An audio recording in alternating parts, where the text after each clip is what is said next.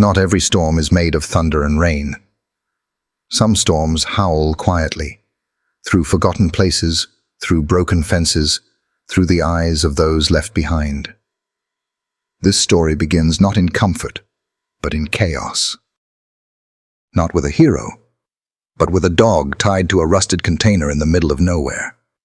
And somewhere just beyond the chain-link fence, a little girl stands in the rain, holding a crumb of bread, watching. What unfolds next is not about rescue. It's about redemption, sacrifice, and the kind of love that waits in silence. Stay to the end. This is one of those stories that doesn't just touch the heart. It remembers yours. They say when a dog barks during a storm, it's not always because it's scared. Sometimes it's because something deep inside is crying out, not for help, not for food, but for something lost. That night, the storm over the outskirts of rural Texas wasn't just weather. It was a reckoning. The clouds rolled like waves over the hills, thunder cracking like bones breaking in the sky. The wind screamed down the rusted alleyways of a long-forgotten scrapyard, carrying with it the smell of oil, metal, and old regrets. And in the middle of it all, a single bark. It wasn't loud. It wasn't desperate. It was drawn out, broken at the end, like a question that never gets answered. Somewhere behind a pile of twisted rebar and broken refrigerators stood a pit bull. His name was Cody, though no one had spoken it in a long time. His fur, once a soft shade of silver gray, was now matted and streaked with the color of rust. He was tied to a wheel well by a length of old tow chain, thick and orange with corrosion. He didn't try to pull free. He didn't bark again. Behind him, half hidden under a broken pallet, was a much smaller form, soaked, shivering, and limping. A yellow pup with down-turned ears and one paw slightly raised from the mud, rusty, not much more than a baby. Not related by blood, but Cody had chosen him, protected him, every night. Lightning split the sky and lit up the yard like a crime scene photo, and in that brief flash, Cody's eyes glowed, not with fear, but with something older, a kind of resignation that shouldn't belong to anything with a beating heart. It was then that she saw him. Ellie stood just beyond the chain-link fence. She was only 8, but her shoulders were already too heavy for her small frame. Her hair was soaked, black strands sticking to her cheeks. Her arms clutched something, a crumpled paper towel, inside it a piece of sandwich she'd saved from lunch. It had been hers. Now it was his. She had passed the scrapyard a dozen times, but tonight, something pulled her to stop. Maybe it was the way the wind howled like a warning, or maybe it was just the feeling in her gut that she wasn't the only one out there wishing someone would come back for her. She pressed her face to the fence, the wire biting into her skin. Her eyes locked with Cody's. She didn't flinch. Neither did he. Time passed strangely in that moment. The rain didn't matter. The thunder was far away. All that existed was the stare between a little girl and a dog chained to silence. Rusty whimpered softly, trying to curl deeper into the shadows behind Cody's legs. Ellie's hand slowly reached out, not through the fence, just close enough for Cody to see. The bread was wet now, but it didn't matter. She set it down on the gravel and stepped back. Cody didn't move, not 1 inch, but his eyes flicked toward the offering, then back to her. It wasn't trust. It was something more complicated, like he was measuring her soul. Ellie took a step back, then another, her shoes squelched in the mud. She didn't run. She just turned, slowly, and disappeared into the curtain of rain. But before she vanished completely, she looked over her shoulder. and Cody was still watching. That night, the storm broke trees and downed power lines. It tore shingles from rooftops and flooded basements. But in a scrapyard behind an old train depot, the real storm was quieter. The kind that brews in the chest, the kind that sits behind the eyes. Hours passed. The wind died. The rain slowed to a whisper. Rusty had fallen asleep, pressed up against Cody's front leg. Cody hadn't lain down. He remained sitting, awake. Still staring at the fence, at the place where the girl had stood. No one had come for them before. No one had ever looked at him like that before, not with pity, but with understanding. 2 blocks away, Ellie sat in the corner of her grandmother's trailer, wrapped in a damp blanket. Her hair was dripping onto the linoleum floor. She clutched the bread-stained napkin in her lap, though the food was gone. Her fingers were trembling, not from the cold, but from something deeper. "Ellie, what were you doing out in that mess?" her grandmother asked, voice firm but tired. "There were 2 dogs," Ellie whispered. "One's hurt. The other, he's not scared." "He's just tired." Her grandmother paused, tea halfway to her lips. "What kind of dogs?" "A baby, and a big one." "He didn't bark at me, Grandma. He just looked at me, like he was waiting." Margaret didn't answer. Not right away. She had seen too much in her lifetime to dismiss the way animals watched people. She had seen war, loss, and she had seen dogs stand between boys and bullets without flinching. Ellie looked up. "Can we help them?" The old woman took a slow sip of her tea, then stood. She opened the junk drawer and pulled out an old, dog-eared flyer from Safe Paws Rescue. "Maybe," she said. "Maybe it's time someone helped the ones who never asked." Outside, lightning flashed again in the far distance. But inside 2 separate hearts, something warm began to flicker. A promise. Unspoken, fragile, but real. And that is where this story begins. The next morning, the rain had washed most of the storm's chaos away, but not from Ellie's memory. The image of those 2 dogs, one small and trembling, the other standing like a statue between the world and pain, stayed with her long after the clouds had cleared. She sat at the breakfast table in her grandmother's old mobile home, pushing scrambled eggs around her plate.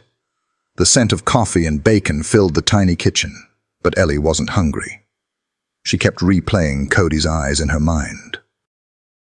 The way he stared through the fence, the way he didn't bark, as if he had already said everything he ever needed to say. Margaret sat across from her, sturdy and sharp-eyed, despite the silver in her hair. A former military nurse, she had that presence, calm, no nonsense, with hands that once stitched wounds in battlefield tents and now sewed patches on Ellie's school clothes. She noticed things others didn't. "You're quiet this morning," she said, without looking up from her coffee. Ellie shrugged. "Just tired." Margaret raised one brow. "Tired? Or worried?" Ellie paused. "Can I ask you something?" Margaret nodded. "What do you do when someone needs help, but you don't know if you're allowed to help them?" The older woman set her mug down slowly. "Is this about school?" Ellie shook her head. "No. It's about dogs." There was a pause. Margaret didn't press. Instead, she reached for the small ceramic salt shaker shaped like a cow, Ellie's favorite, and gently slid it across the table toward her. Ellie took a deep breath. "There are 2 dogs at the old scrapyard," she said quietly. "I saw them last night, in the storm." Margaret blinked. "You were out during that storm?" "I was just walking," Ellie said quickly. "But I saw them, the big one. He's chained to something, He didn't bark. He just stood there, and there's a puppy with him. I think his leg is hurt. Margaret sat up straighter. Are you sure? Ellie nodded. They were soaked. Cold. The little one was shaking. I brought them some bread yesterday. Ellie, I know I shouldn't have gone there, she interrupted, eyes suddenly wet. But no one else was. No one's coming for them.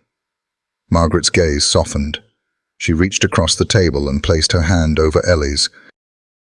You remember what I told you once about the soldiers? Ellie nodded. She'd heard the story more than once. About the medic tent in Kuwait. The boy no older than 17 with a fractured arm, who refused pain medicine because he wanted the last dose to go to his buddy instead. Margaret squeezed her hand. When someone's too weak to stand, you stand for them. You do what they can't. Ellie blinked away tears. So I can help them? You already have, Margaret said. Now let's help them for real. That afternoon, Ellie returned to the scrapyard. Not alone this time, but with a backpack slung over her shoulder, and her grandmother walking just behind her, her steps slow but certain. They stopped at the chain-link fence, the same spot Ellie had stood the night before. Cody was there, still chained. Still watching. Rusty was curled up near his front legs, his fur caked with mud, one paw tucked under awkwardly. Ellie slipped her hand through the fence, holding out a small Tupperware container filled with leftover chicken and rice. Rusty sniffed the air. Then, slowly, he dragged himself up and limped toward her. He took the food with gentle bites, eyes flicking back toward Cody every few seconds, as if needing permission. Cody didn't move. Margaret knelt beside Ellie. You see his leg? Ellie nodded. It's bleeding. Not fresh, Margaret murmured, but infected, maybe. We need help. They stayed for 10 minutes, just watching, feeding, talking. When they returned home, Margaret opened a drawer in the hallway and pulled out an old refrigerator magnet, Safe Paws Animal Rescue. She dialed the number. The next day, Ellie came home from school and dropped her backpack on the floor. She ran to the front porch where Margaret was drinking iced tea and reading a paperback novel. Did they come? Margaret nodded. This morning, man named Mike. Drove up in a truck with a blue logo, said he'd check it out, promised to let us know what he finds. Ellie's heart pounded. Did he take them? I don't know yet. Ellie sat down beside her, quiet. I don't want the big one to be left behind. He's not like other dogs. He looks like he already gave up. Margaret turned her head, studying her granddaughter with eyes that had seen war, grief, love, and renewal. Honey, she said, sometimes the ones who've already given up, they're the ones who need us the most. That night, Ellie didn't sleep well. She stared at the ceiling, listening to the distant sound of coyotes, imagining Cody alone in the dark. Imagining Rusty's limp, the chain, the silence. The next morning, as the sun crept over the hills, she found a note on the kitchen table. They're safe. Mike picked them up early, took them to the rescue center. Said they were still together. Grandma Ellie let out a breath she didn't realize she'd been holding. Then she smiled.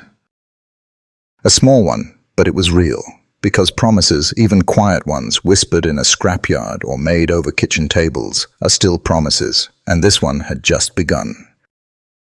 The gravel crunched beneath worn-out boots as the truck pulled up to the edge of the abandoned scrapyard just before sunrise. It was the kind of morning that held its breath, gray and windless, the air heavy with that in-between feeling. Not quite night, not quite day. Painted on the side of the truck in peeling blue letters were the words, Safe Paws Rescue. The driver's door creaked open and a man stepped out, tall, broad-shouldered, with salt and pepper hair and a tired slouch in his frame. His name was Mike, and he'd seen more broken animals than he could count. He didn't knock. Didn't call out. He just grabbed his flashlight, slung a loop of leashes over one arm, and walked toward the fence. The only sound was the quiet hum of the wind brushing through the scrap piles, as if even the breeze was afraid to disturb what was hidden in the yard. Mike had been doing rescues for over 20 years. He'd pulled dogs from dumpsters, barns, freeways, even rivers. But there was something about this call. A grandmother's voice, calm and insistent. A little girl's quiet story retold secondhand, that settled heavy on his chest. He reached the gate and slid it open slowly. It groaned loud enough to announce his presence. That's when he heard it. A low, guttural growl, not loud, not warning. Just tired. And then he saw him, Goody. The pit bull stood exactly where Margaret had said he would be, tethered by an ancient chain to the axle of a dead pickup truck. His body was tense but unmoving, like a statue carved out of concrete and muscle. His eyes followed Mike, unblinking. Behind him, curled against a tire half buried in mud, was Rusty, small, trembling, and clearly injured. Mike stopped walking. He'd seen dogs like Cody before. Dogs who'd been let down by so many people. For so long, they no longer believed in kindness. He crouched low, spoke softly. "Hey, buddy," he said, voice hoarse. "I'm not here to hurt you." Cody didn't bark, but his growl deepened, vibrating low in his throat. Mike stayed where he was, watching, calculating. The puppy behind Cody was scared but not defensive. He wanted to crawl out, wanted to believe. But the bigger dog, he wasn't going to let anyone get close. Mike slowly reached into his vest and pulled out a packet of turkey jerky, tore it open with one hand. The scent drifted in the still air. Rusty lifted his head, but Cody didn't flinch. Mike sighed. "Okay, that's fair. You don't know me." He glanced toward the fence. That's when he saw her.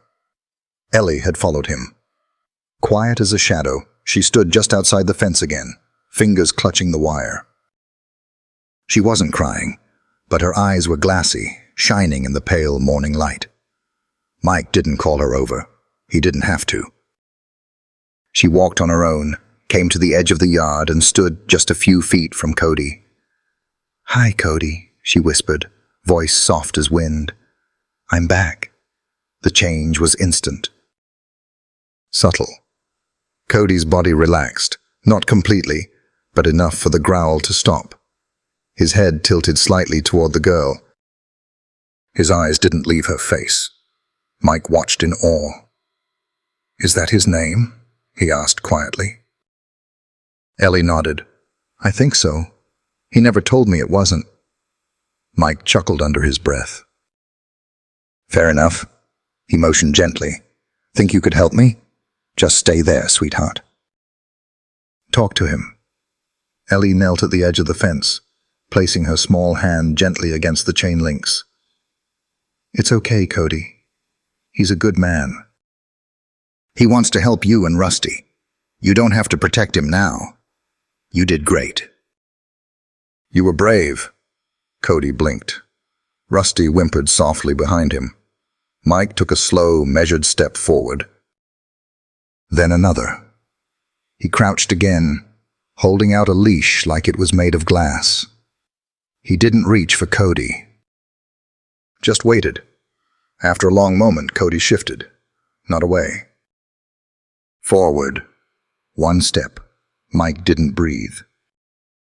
Then, with heartbreaking hesitation, Cody sat down. It was the smallest gesture, but for a dog like him, it was monumental. Rusty, sensing the shift, crawled forward. He limped awkwardly toward Ellie's voice, nose twitching, tail thumping once in the mud.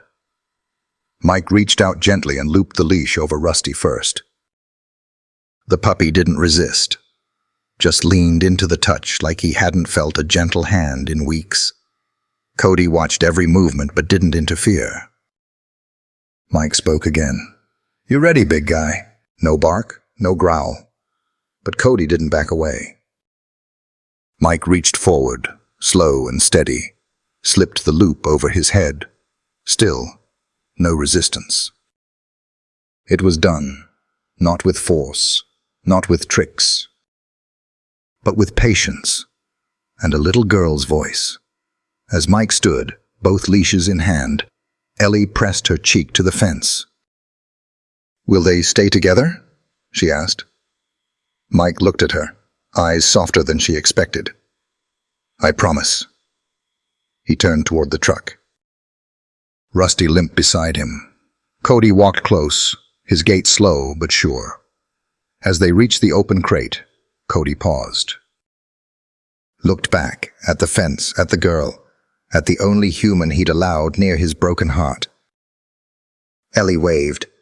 "I'll come visit," she said. "I swear." Cody didn't wag. Didn't bark. But he stared for a long time. And then, for the first time in what felt like forever, he climbed into the truck. The doors closed. The engine rumbled to life. As they drove away, Ellie stood at the fence until they disappeared behind the trees. She didn't cry. Not this time. Because for once a goodbye didn't mean the end. It meant the beginning of something that might just be okay. The Safe Paws Rescue Shelter wasn't much to look at from the outside. It used to be a supply warehouse long ago, before someone with too much heart and too little funding converted it into a haven for forgotten animals.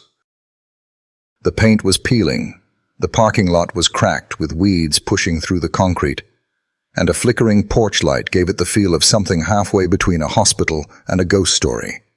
Inside, it was louder. Barks echoed off the metal walls, creating a constant buzz, some urgent, some lonely, some just hopeful. The lights above were dull and yellow, humming softly like they too had grown tired over the years. The air smelled like disinfectant and damp fur, with hints of old kibble hiding in corners. This was where Cody and Rusty landed after the rescue. Rusty had been placed in a clean, medium-sized kennel with fresh water, a soft blanket, and a chew toy shaped like a carrot. He sniffed around for a while, cautious but curious. His limp made movement clumsy, but he tried. When a volunteer passed, he didn't run, just watched, tentative, willing to believe, but not quite ready. Cody was a different story. The staff tried everything. Chicken broth, hot dogs, peanut butter. Nothing worked. He didn't touch his food, didn't touch his toys. He sat in the back corner of his kennel, eyes fixed on the wall, as if replaying the scrapyard in his head like an old movie reel. The chain may have been gone, but something invisible still held him. The only time he moved was when Rusty whimpered. Their kennels were side by side, separated by thick metal bars. Whenever Rusty cried, Cody would stand, shuffle to the edge, and press his shoulder against the dividing wall. He didn't make noise. He didn't nudge. He just showed up. That was his language.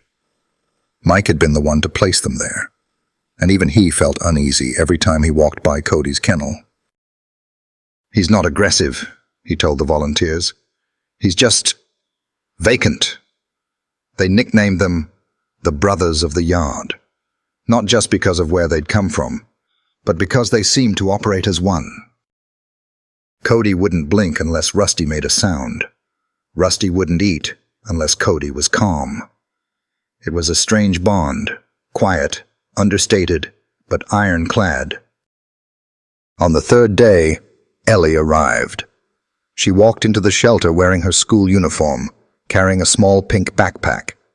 In it were 3 homemade peanut butter biscuits, wrapped in foil in a tiny paperback poetry book.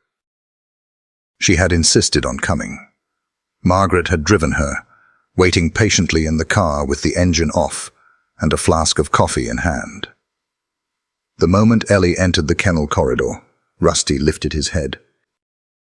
Cody didn't move. Ellie sat cross-legged in front of Cody's kennel. She didn't speak right away. She just watched him, not with pity, not with fear. Just recognition. Then she opened the poetry book and began to read. Her voice was soft, steady, rising gently above the background noise of barks and whimpers.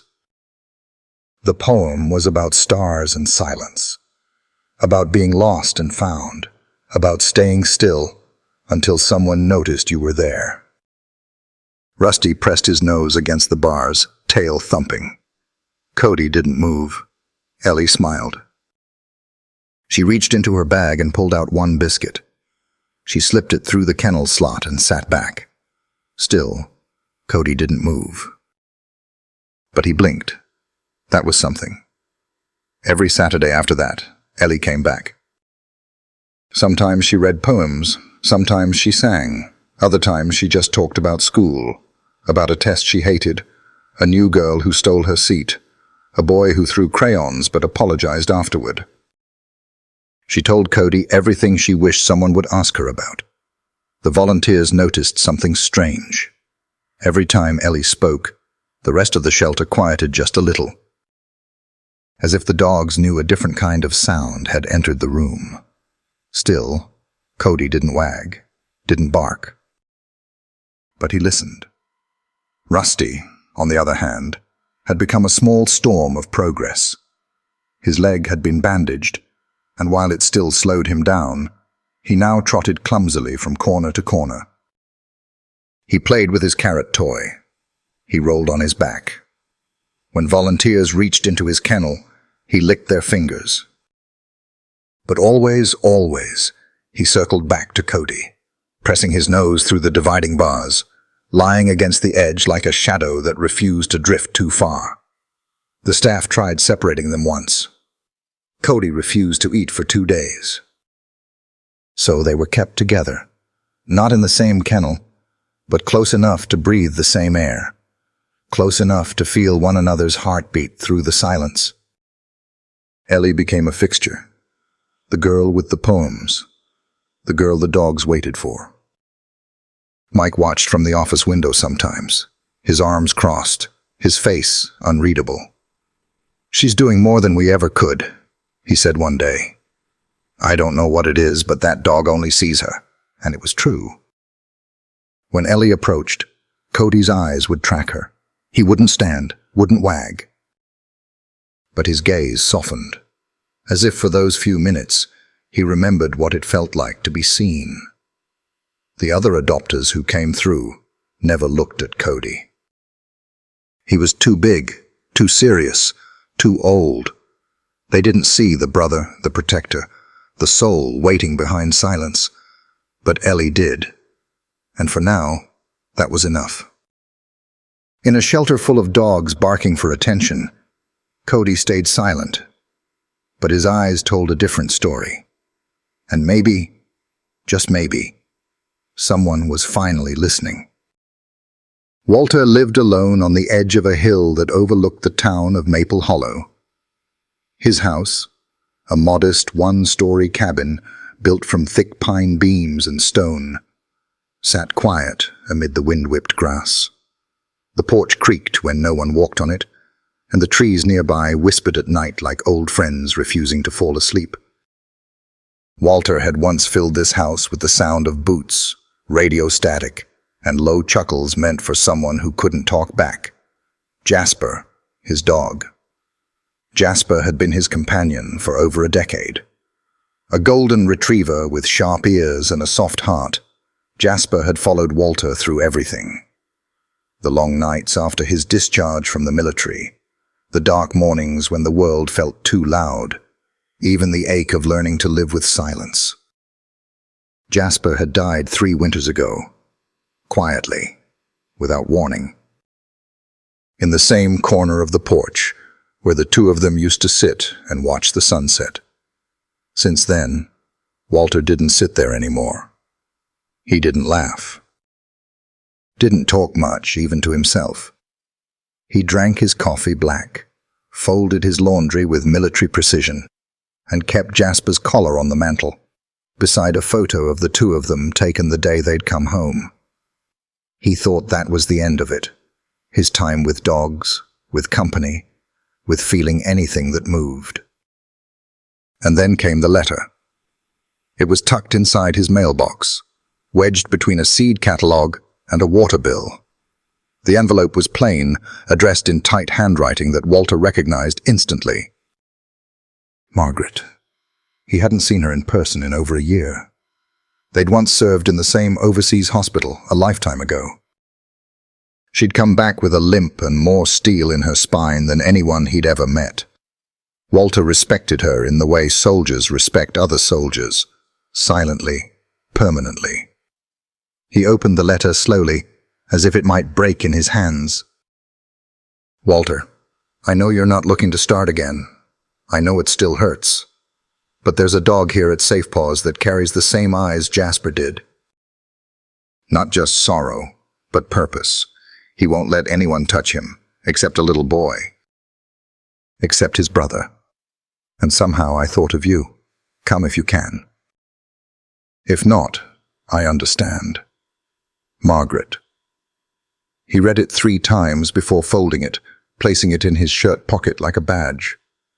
For 3 days he didn't mention it to anyone. Not that there was anyone to tell. But it followed him, that letter, when he looked out over the field, when he poured his evening tea, when he passed Jasper's old leash still hanging on a nail near the back door. On the 4th morning, he put on his jacket, adjusted his hat, and got in the truck. The drive to Safe Paws took 40 minutes. The roads were familiar. He had helped repair some of them during his volunteer years, back when his knees still worked without protest. When he pulled into the gravel lot, the truck hummed a little longer than needed before he turned the key off. He stared at the building for a moment, letting it settle. Mike met him at the door. He was younger than Walter, but not by much. A rescuer, with the look of someone who carried too many stories in too short a time. You must be the guy Margaret sent, Mike said. Walter nodded. She's usually right, Mike added. This way. The shelter still smelled of bleach and wet fur. Walter didn't flinch at the noise. He'd heard louder things in louder places. They walked past kennel after kennel, dogs barking and leaping at the bars, all desperate for something. Walter didn't look at them until Mike stopped. In here, he said. The kennel was quiet.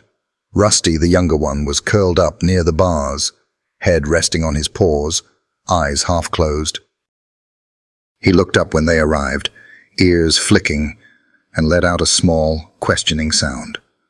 Beside him, in the corner, lay Cody, still as stone. Walter studied him. He didn't see fear in Cody. He saw something colder. A kind of withdrawal, like someone who had opened the door too many times and been burned for it. He doesn't respond to many folks, Mike said quietly. Except the girl, and the pup. Walter didn't say anything. He stepped forward, knelt slowly, his knees groaning, his back stiff. Cody's eyes flicked toward him. For a long moment, neither of them moved. Then, without a sound, Cody stood. He walked forward, not fast, not eager, just present. He stopped inches from the bars, lowered his head, and placed it gently into Walter's open palm. Something broke. Not loud. Not violent, just a crack in the dam. Walter didn't cry. Not then. Not out loud, but his throat tightened in a way that felt like coming home. Rusty stood too, his body pressed against Cody's side like a heartbeat made visible. Mike, standing behind them, cleared his throat. You don't have to decide today. We can... I'll take them, Walter said. Mike blinked. Both? Walter nodded. I'm not here to split up a family. He stood slowly, stretching out the stiffness in his back. Cody didn't move from his side. Rusty wagged his tail twice, tentative but hopeful. Mike opened the kennel. Walter reached down and clipped the leash to Cody's collar. Rusty waddled close, practically climbing over his brother's paw to stay near. As they walked down the corridor together, a few dogs barked. Others fell silent. Ellie was waiting outside. Walter tipped his hat to her. She smiled wide, tears on her cheeks but light in her eyes. "Will you take care of them?" she asked. Walter looked down at Cody and Rusty, then back at the girl. "No," he said gently. "They'll take care of me." And with that, they left. A man who thought he had nothing left, a dog who thought he had no more love to give, and a puppy who still believed in miracles. The gravel road curved gently into the trees, leading to a cabin wrapped in quiet and shadow. Walter's home had no neighbors, no fences, no mailboxes within shouting distance, just nature, raw, untamed, and steady. It was the kind of place where time slowed, where mornings smelled like pine and old memories, and nights whispered through the trees like stories too tired to be told aloud. For years, it had been silent, but not anymore. Now there were paw prints in the mud by the back porch, scratches on the screen door that no one had the heart to fix, a dent in the grass where a puppy had rolled too many times chasing a moth. And inside, just beneath the old oak-framed bed, there was breathing. Cody had chosen that spot on the first night. He didn't ask permission. He just lay down at the foot of the bed, curled tight, not out of fear, but of duty. Like he was guarding not just Walter, but the whole fragile possibility of this new life. Rusty, on the other hand, had turned the place into a playground. The puppy had a way of moving like joy itself. Awkward, fast, unpredictable. He chased leaves, his tail squirrels, his own shadow. The porch became a runway. The living room, a jungle gym. He knocked over 2 chairs and 1 watering can in the first week. Walter didn't mind. He watched them both, quietly, sometimes from the porch swing, coffee in hand, Jasper's old collar still hanging from the nail beside the door. He didn't take it down. He didn't need to, because somehow the house felt full again, and every Sunday it became fuller still. Ellie arrived just after breakfast, rain or shine. Her hair usually tied in a messy ponytail, her jeans scuffed at the knees, a canvas bag slung over her shoulder with books, dog treats, and the occasional drawing folded in half. She would greet Rusty with a dramatic gasp and a full-body hug. Then she'd crouch down and whisper something only Cody could hear. He never answered, but his tail sometimes thumped once, softly. Walter watched her with a kind of quiet awe. She wasn't loud, she wasn't pushy, she just belonged. Like she'd been there all along, waiting for the rest of them to show up. She helped clean the food bowls, carried buckets of fresh water from the pump, and sat cross-legged on the back porch as Walter told stories about his unit in the desert, about Jasper's first snow, about the time he accidentally made chili with cinnamon instead of pepper, and the whole house smelled like dessert for 3 days. Ellie listened like no one else ever had. And so the bond formed, not with grand gestures or promises, but with repetition. 3 hearts, each bruised in different ways, beating in time with one another. One Sunday it happened. They were in the backyard. Rusty was chasing a butterfly, Ellie close behind. Cody sat by the porch, alert but relaxed. Walter had just refilled his coffee. Then Ellie tripped, not hard, but enough to startle everyone. She fell to her knees with a soft yelp, palms skimming the gravel. Before Walter could even set his mug down, Cody was up, sprinting, and then he barked. A loud, sharp sound. Just once. Walter froze. Cody hadn't barked in months. Not at the shelter. Not even in his sleep. The sound cut through the quiet like thunder on a clear day. Ellie looked up, more surprised than hurt.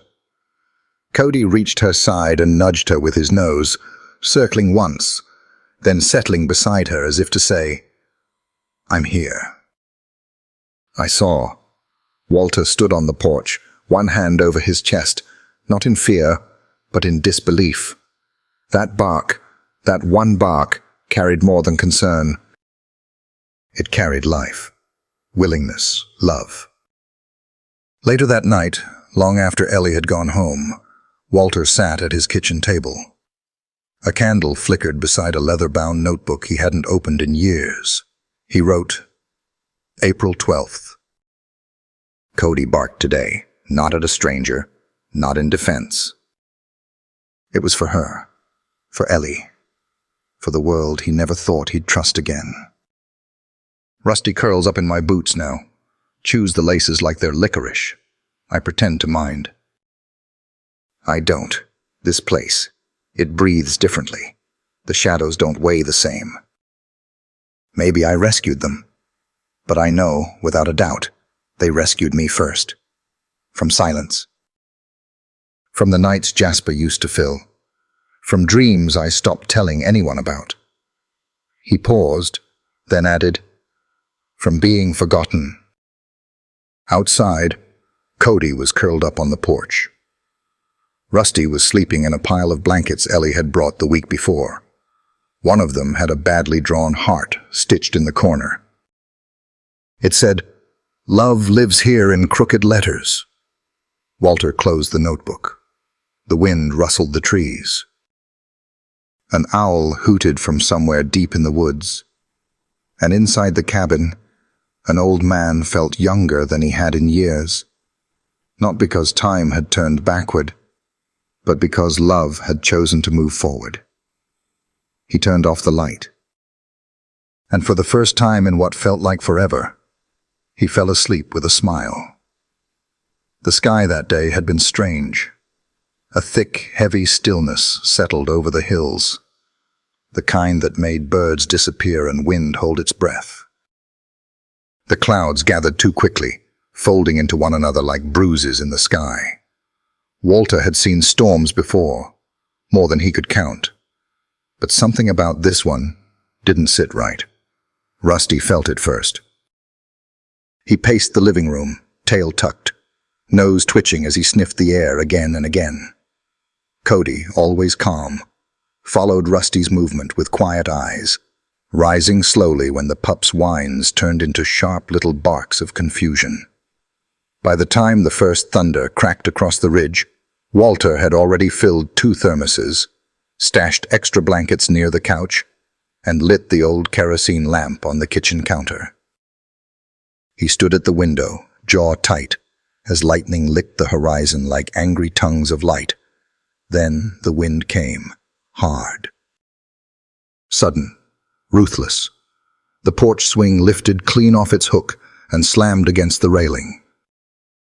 A tree branch scraped along the side of the cabin like claws. Rusty yelped and darted under the table. Cody moved fast, faster than Walter had seen him move in weeks, planting himself squarely between the front door and the chaos beyond it. He didn't bark. He didn't growl.